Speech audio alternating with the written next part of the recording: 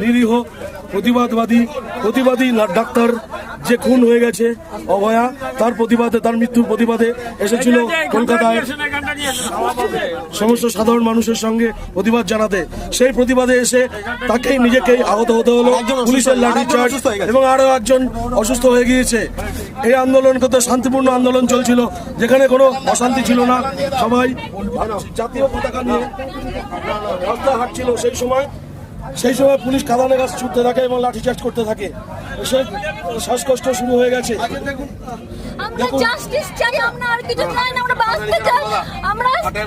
আমরা সাধারণভাবে আমরা মা বাবার পাশে দাঁড়াতে চাই, আমরা বাঁচতে চাই, আমরা আর কিচ্ছু চাই না। জনগণ সবকিছু দেখছে, সারা পৃথিবীর লোক দেখছে, সারা পশ্চিমবঙ্গ কিভাবে লাঠিচার্জ করছে